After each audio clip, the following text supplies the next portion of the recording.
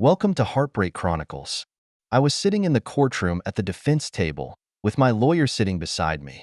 The jury's coming in. My heart's racing. My lawyer told me that if convicted, I could face years in prison.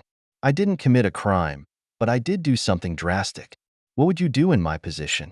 Maybe I should start at the beginning and explain why I'm sitting here today. My name is Oliver. I'm 34 years old. My wife Sophia is 2 years younger than me, and we got married later. Sophia was a beautiful blonde, and I was hooked from the first time I saw her. After a few months of bonding, we started dating seriously and got married the following year. We've both had our share of relationships, and I thought an older, more experienced marriage would work better. Indeed, the first 3 years were good. Sophia doesn't work. She stays at home and takes care of the house. We've talked about having a child, and she seems to like the home life, so I don't pressure her financially. We're doing well, and I'm looking forward to starting a family. I don't want her to have to stop and take care of the kids just as she starts her career. Sophia has always been cheerful and outgoing. That's the problem. Most of the men thought she was hitting on them, and I almost got into a couple fights about it. Sometimes I think Sophia deliberately stirs up trouble to irritate me, but it never works. I hate fighting and always try to avoid it. I've always chosen to back down, but please keep listening. I'm not the coward you think I am. I'm just following the advice my father gave me when I was younger. I was doing well in school until we moved to the city we're in now. But this move has forced me to leave the familiarity of my teachers, friends, and everything I love. I was in 8th grade, and the new school was big and dangerous. I tried not to tell my father, not wanting him to feel guilty about his decision to move. He had no choice financially. My mother died 2 years ago, and my father is still trying to get over his grief. There's a bully at the new school named Nathan. He's had his eye on me since day one. On the first day of school, I was about to get on the bus when a big guy stopped me. I didn't see who it was at first, but after being pushed to the ground, I looked up and saw a 6'2" behemoth. To me, he's like a monster. I was 5 feet 3 inches then, and I'm 5 feet 7 inches now. He towered over me, accompanied by 2 shorter followers. They ordered me to stand up, hand over my backpack and all my money. I stood up slowly, and it was the most frightening moment of my life. I was so scared I wet my pants. In retrospect, it probably prevented me from getting my ass kicked by these schoolyard bullies. Nathan asked me fiercely, "What's your name, you little wimp?" I shakily replied, "Oliver Smith." Nathan said, "Well, Oliver, from now on you have a new nickname at school. From now on, everyone will call you Piss Pants Oliver." Hey, everybody look, Pee Pants Oliver wet his pants, like a baby. He shouted to the growing crowd around him. I looked around and realized that everyone was laughing at me. I was so ashamed that I didn't even get on the school bus and ran straight home. From that day on, Nathan never let me go. He was a senior, so I had to put up with him for over a year until he graduated. Those 2 years were hell for me. No girl wants to date me because I'm Oliver Piss Pants. No matter what I do, I can't get rid of that nickname.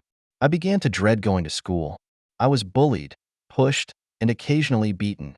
I thought I was a good person, but from the way I've been treated, that doesn't seem to be the case. In school, I prayed that Nathan would graduate soon. In all that time, I never saw Nathan show any sympathy for me or anyone else. He seemed to enjoy putting fear in others and was getting better at it. After Nathan graduated, school life finally calmed down. By my senior year, only a few assholes were still calling me Oliver Piss Pants. I graduated with honors and was class valedictorian. I went to a good college and became a design engineer. At that time, I tried to tell my father about the problems at school, and he said he would go to school to deal with them.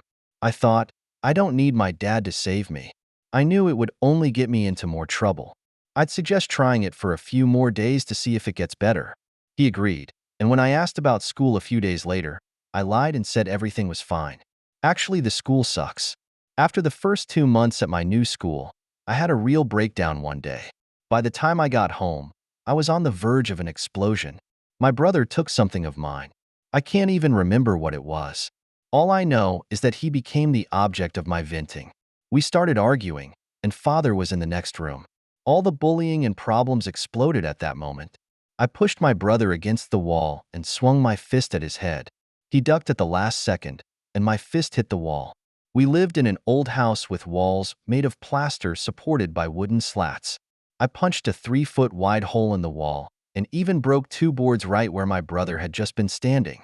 The father rushed into the room and became furious when he saw the hole in the wall. My brother was crying. He was yelling. He said I almost killed my brother and told me to go to my room right away. I'm grounded. For the next 2 months, I was grounded at home and continued to endure bullying at school. Those were the longest 2 months of my life. My father showed me that my temper could get me in trouble and even kill people I knew.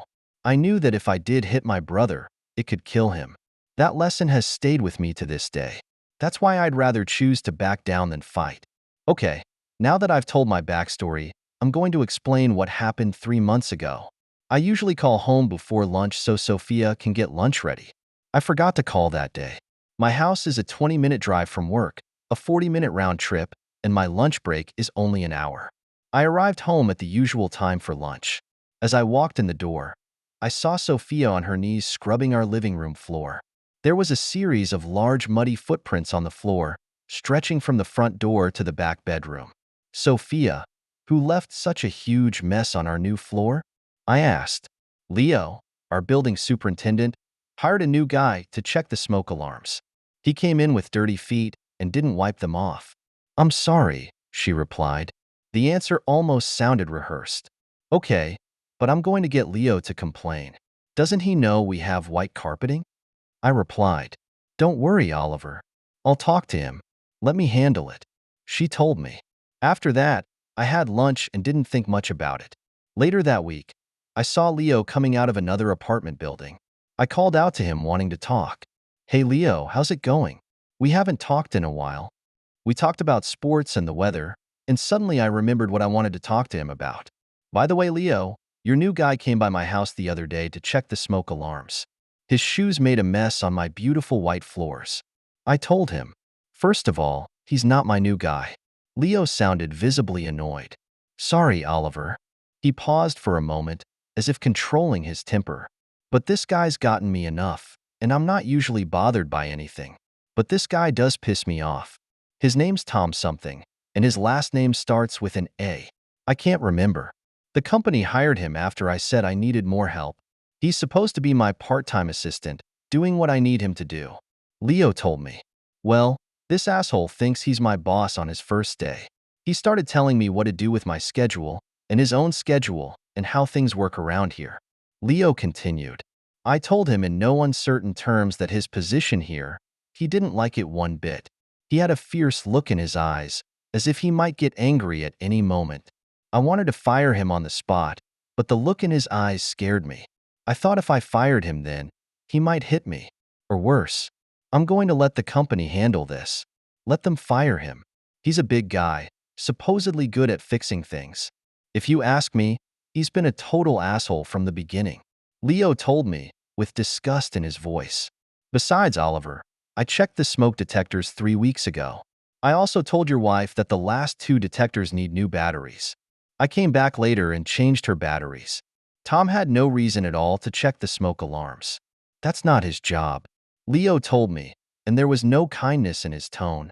It made me suspicious, but then I put it out of my mind until something else happened a few weeks later. I was going to go to the shoe cabinet to get another pair of sneakers, but then I remembered I'd left them under the bed. As I bent down to look for shoes under Sophia's side of the bed, I saw a pair of muddy footprints, identical to the ones Sophia had cleaned up a few weeks ago. Unless someone put their feet under the bed, it's impossible to leave footprints like that. Sophia usually puts my shoes away, and this seems to be the only place she hasn't cleaned up. That very day, I was taking socks out of the drawer and realized that a few pairs were not mine. My feet have never been that big, size 13, and that's a color I never buy. I tried it, and it's a travesty. At least it was funny at first, until I really thought about what it meant. Why are there other people's socks in my drawer? The more I think about it, the more I worry. And then, Mrs. Adams, who lived across the street from us, asked me one morning, Oliver, did you fix your house? Confused, I replied, I don't know what you're talking about, Sally. I don't know what's broken in my house. Oh, it's that tall new maintenance man who's always fixing things at your house. You'd better ask your wife. She said, giving me a meaningful look. The look on her face told me more than I wanted to know. Sally's nosy, but she always knows what's going on in the building. This could be her way of reminding me to be careful. I've been questioning Sophia's loyalty for months. There's no concrete evidence, just little things that make me think she might be cheating. Sometimes I get a call, and if I answer it, I hang up. At one point, I seemed to smell cologne on her clothes. One day, I asked her directly, and she said I was her only love. She didn't look nervous. I accepted her answer and tried not to think about it anymore. I should have followed up, but I didn't. I trust her completely. Now, anyone reading this story would probably say, "Gosh, he's such a fool." In my defense, I love Sophia and I trust her. Yes, I was blinded by love. I think, deep down, I don't want to have a conflict with my wife either. But that's the way it was until the day that changed my life forever. I wasn't feeling well at work that day, so I decided to go home early, even earlier than lunchtime. I walked into the apartment and immediately sensed something was wrong. We lived in a first-floor apartment, and the bedrooms were in the back, so you couldn't hear anyone knocking on the front door or coming in. I started to walk toward the bedroom when suddenly I heard voices coming from inside. Sophia's moaning loudly, and there's a man's voice saying how good she feels. I knew it was bad, but I didn't know how bad. At that moment, my love for my wife disappeared completely. But it wasn't until I saw who she was with that the hatred began to grow. "Sophia, I can't believe your husband doesn't know you're a slut. If you were my wife, I'd lock you up every time I went out. A beauty like you is 1 in 100. Besides, you have the best blowjob I've ever experienced. You can suck a billiard ball through a straw." "I'm sorry," the stranger said to Sophia with a smile. "Shut up, Tom, and fuck me. I don't want my husband to catch us. He might come back for lunch." "I'm sorry," Sophia told him. "What the hell, Sophia? Didn't you say he was a coward and never fought? I'll knock him out and fuck you while he's on the ground." Tom said confidently. "I just don't want to hurt him, Tom. He's weak, but he's a good man." "I'm sorry," Sophia said, seemingly in my defense, but it was clear from her tone that she didn't believe it herself. That hurts me more than anything else. There are no words to describe how it feels when the most important person in your life thinks you are a coward and a coward. I don't remember how, but fortunately, just as I reached the bedroom door, I activated the little tape recorder in my pocket. It records video and sound and is smaller than a lighter, so if you put it in your shirt pocket, you won't even notice. This recorder is for work.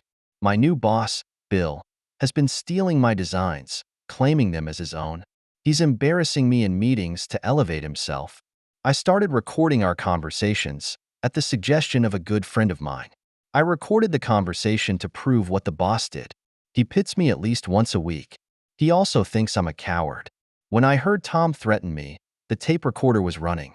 I'd heard that voice before, and in an instant, all the memories came flooding back.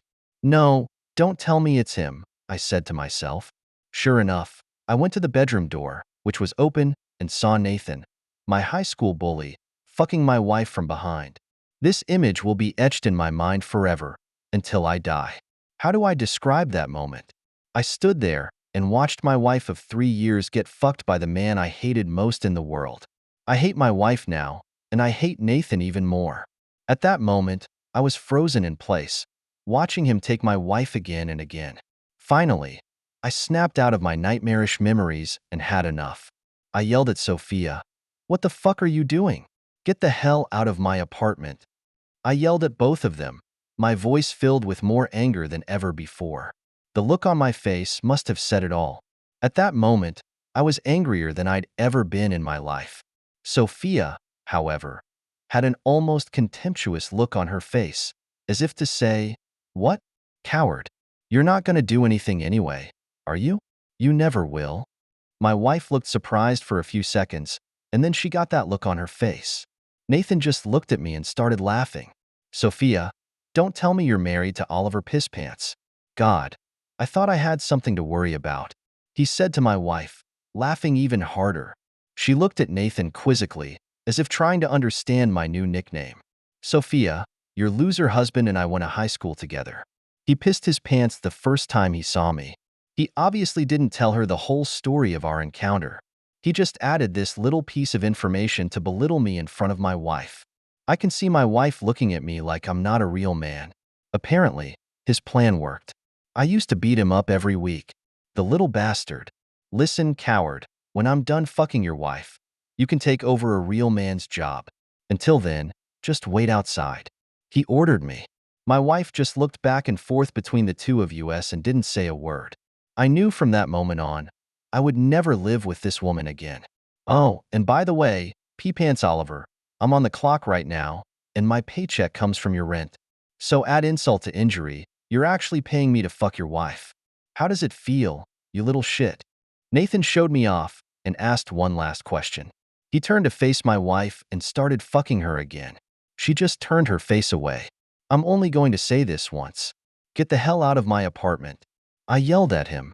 I'm ready to face anything Nathan might do. I was shaking with anger at that moment. Wow, Oliver has finally grown some balls. I'm sorry, he said sarcastically. I'll take care of it. I gave you a chance to leave, coward. Now I'm going to give you a beating you never tasted in high school. Nathan said as he got off my wife and walked naked toward me in the doorway. It's funny how sometimes you see your former classmates and think they look exactly the same as they did in school. That's the mistake Nathan made. After high school, one of my college teachers put me in some martial arts classes to help build my confidence. I began to enjoy the sport and started learning judo, kickboxing, and several types of karate.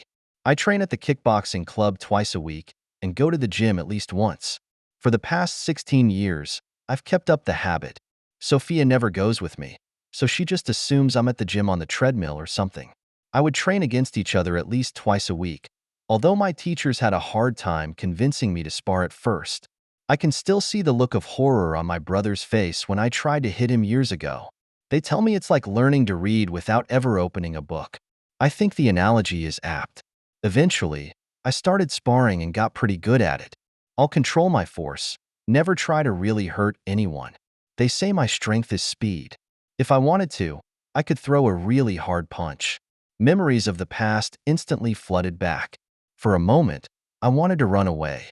The little boy who was bullied by the big guy still exists inside of me. But something more powerful is emerging.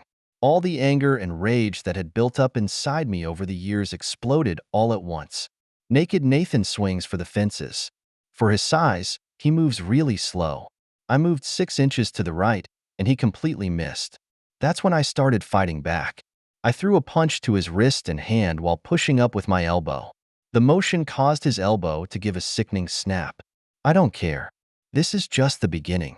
After he screamed from the pain, he tried to lunge at me with his other intact arm and body. I just ducked sideways, directing all his weight into the doorframe where I was standing. His head hit the doorframe with another muffled thud, while my wife screamed on the bed, still hiding under the covers with only her head exposed. I ignored her and continued to focus on the matter at hand. Nathan is back on his feet. I'm impressed, but he's not smart enough to stay on the ground. I moved to the center of the room, so I had a clear space to fight.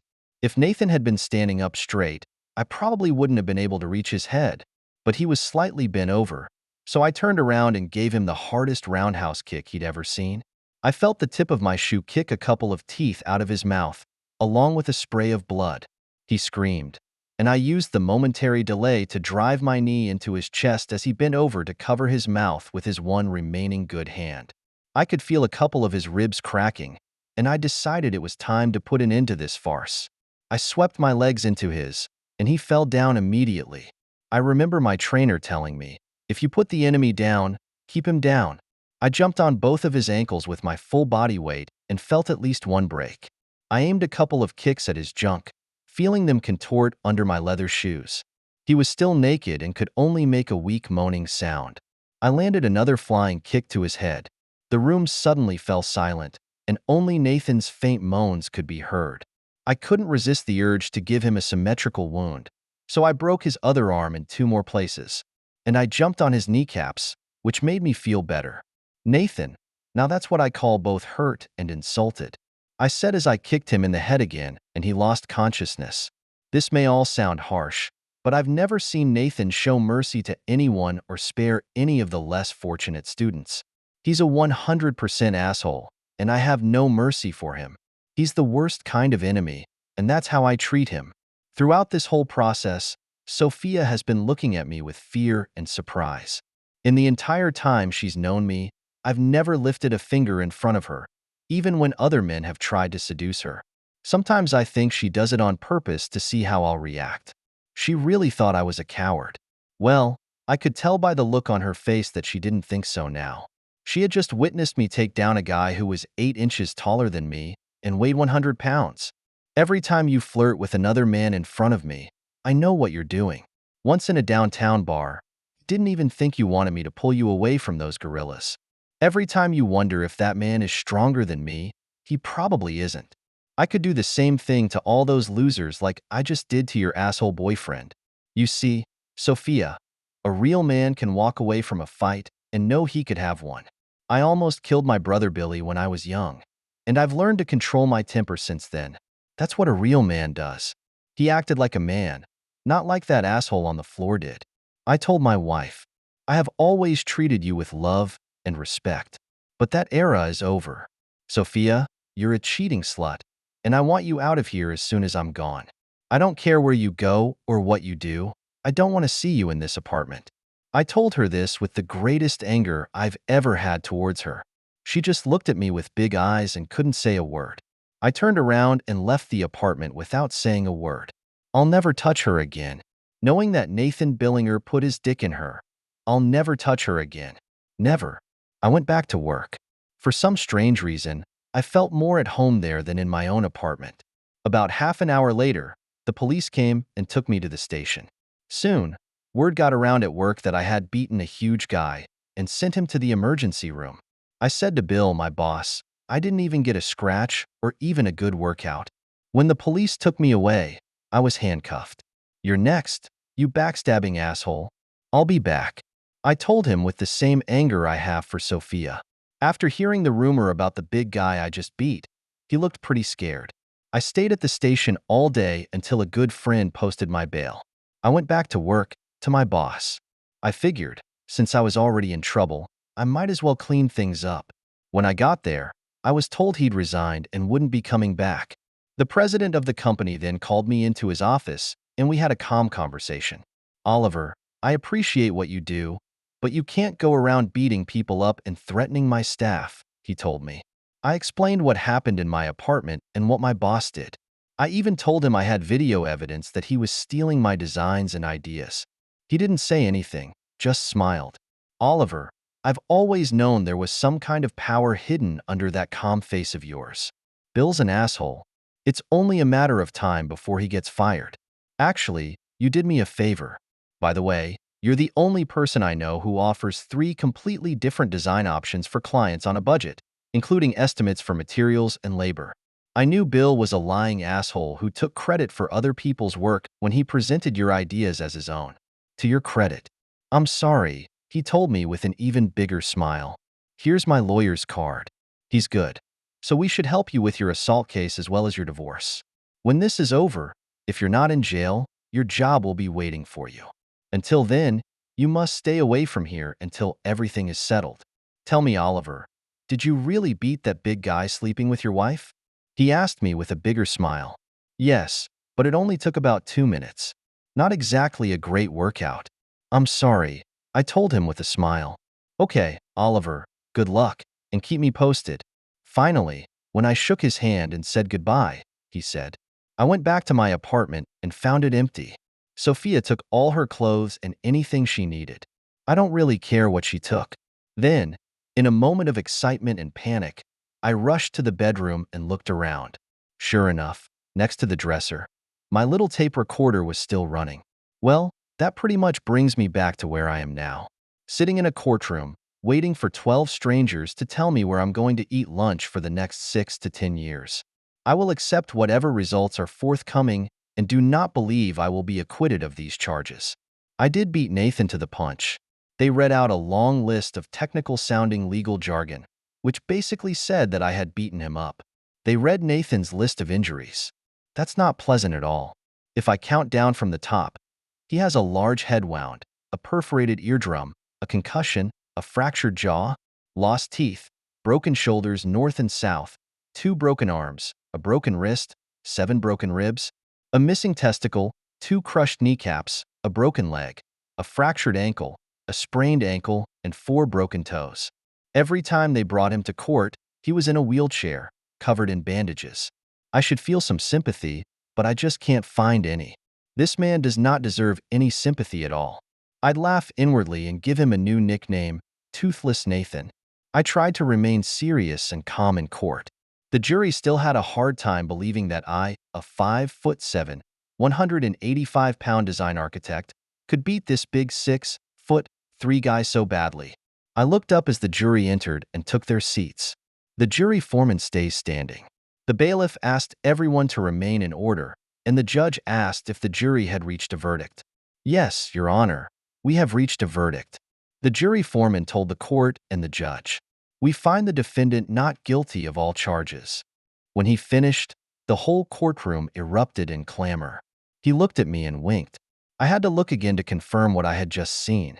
The president of my company turned to me, congratulated me, and told me to take a week off and come back to work the following Monday.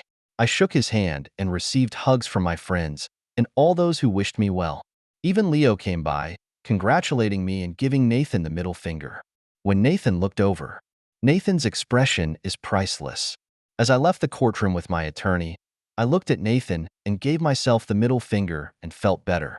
He looked like he wanted to beat me up again, but his body couldn't support his intentions anymore. I smiled and left the courtroom, a free man. My wife came up right after that, wondering if we could talk. I told her no, that she should get on with her life because I was going to get on with mine. Besides, Sophia, I do love you, but I can't love you anymore. There are no words to express this pain. When I finished, I turned around and left her in the hallway. Sophia and I are now divorced, and I've been dating some women from work and meeting some outside of work. I do miss her, but the thought of Nathan touching her makes me never want to see her again. That's the end of today's story. For more captivating tales, hit subscribe and never miss an episode.